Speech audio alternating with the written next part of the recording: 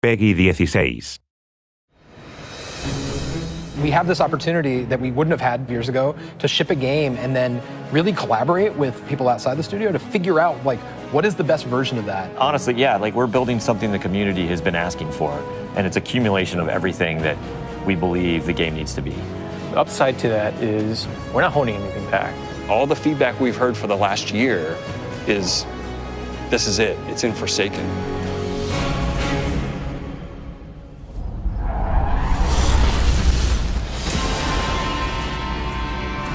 We want this release to have a different tone and a different vibe. We sort of just embrace that Western revenge vibe. You're going to a darker place. You're going to take on a different role as a guardian. A barren landscape with like the asteroid vibe with like tumbleweeds. And I mean, that just sounded cool. Grit, man. Want to bring the dirt back. But what better way to start a story than to start it with a prison break? Right. Cayde's been filling this prison with bad guys that are really bad. And so when it breaks, things can happen to all the world. First place you're going to go to is the Tangled Shore, which is a new part of the reef that you've never seen before. That's right, my friend.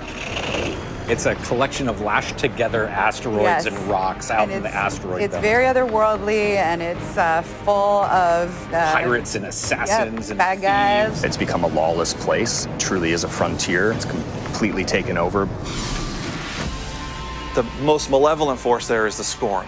They're very aggressive. They're always going to charge and push you. The Barons are the top dogs in the Scorn, and each one has gone back and like committed nefarious crimes. I think of it as the reverse Magnificent Seven, like the worst of the worst criminals. You are hunting down these different Barons. In fact, they're called Baron hunts. So one Baron is a sniper, and you have a sniper versus sniper battle with them. Another Baron is this big, giant, hulking melee character.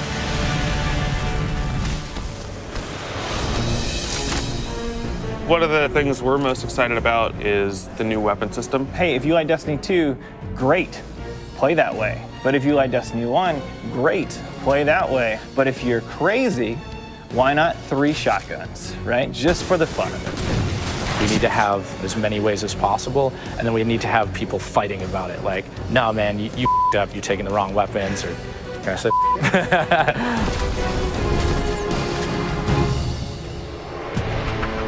So randomables are coming back. Every single weapon is going to feel different when it drops. And we're improving the mod system, so you can customize your weapon the way you want it. We've got a whole new masterwork style system coming together where you actually are able to kind of move your levels up over time. And so there's investment back on the weapons again.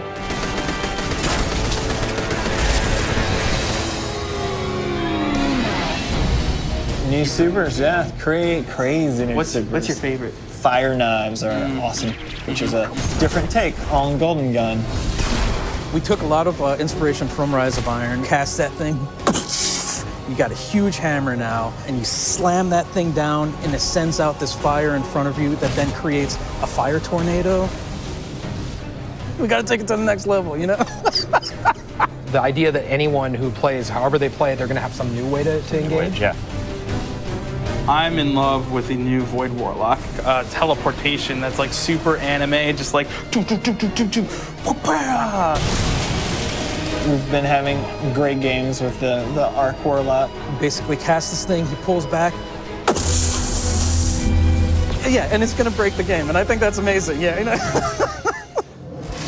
We also wanted a new weapon type that felt meaningful, so we came up with a bow and arrow, which seems kind of crazy, but when you use it, you feel like godlike. It is utilitarian, it's fantastical, it's also sci-fi. So we have a short range bow, we have a medium range bow, we have a long range bow. We built this guy, which is like supposed to be super techy. You're like, why would you ever choose a bow in a game that has an automatic, machine gun? But boy, it's deadly. I mean, that's a nice machine gun you got there, buddy, but right, and then it's done. The biggest thing for me going into production on this game was like a new way to play, a new thing to do that like is new to Destiny. Let's see what we've got. We want to be able to give players what they want, but also surprise them. Gambit is a brand new mode. Destiny begs to marry PvE and PvP together. It's like adding bacon to peanut butter and jelly. You start off being able to see the other team that you're going to compete against, so you can taunt each other, you can emote. Each team is in their own separate arena, and they're being assaulted by combatants.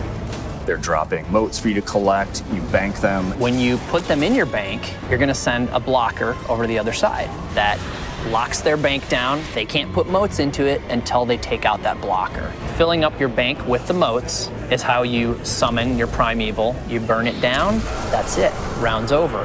The interesting part is that we allow one person from your team to go over to the other side and physically invade. I mean, I've seen people that just hate PvP. Like, the first time they invade and they get multiple kills, they'll come back and they'll be like, suck it! It's awesome. We leave the raid team alone. I mean, if you can't tell, like, we just kind of let them do their own thing. But We have Joe over there. For this next raid, we wanted to get back to the epic adventure where you're going out to slay a big monster again. This raid has more bosses than any raid we've ever had before, and we're really excited to get players in there.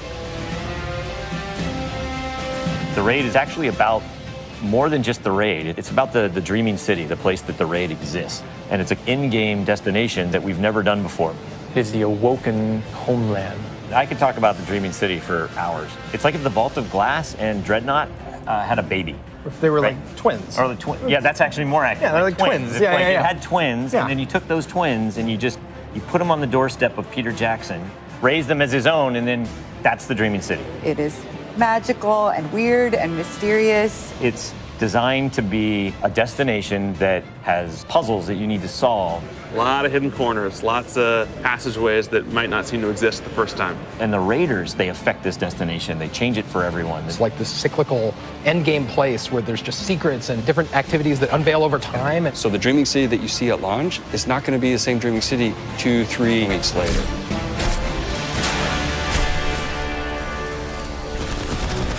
So with every design decision we made for the Forsaken, like the first thing we ask is, how will the community react to this? Players want their investment in Destiny to matter, and they want to be able to see that reflected in the content. We knew we wanted to do something for the collectors in our game, so we built a feature called the Collections. It's a way for you to track all the items that you can go out and acquire. There's so much gear in our game. There are 2,000 items you can get. Go get them.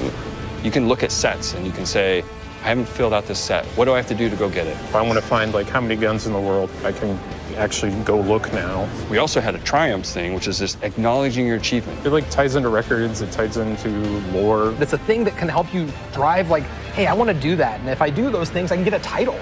Like I can have a title floating over my name that says that I'm a god or whatever. Not me, but like you. We wanted Forsaken to feel like a game that never ends. So we're going to reinforce the hobby and make the experience something that can be played night over night. We're changing the weapon slots. We're changing how the pursuits work. We're adding new features like the collections and the triumphs. We built Gambit. We've got a whole bunch of new weapons to chase, exotics that are really powerful.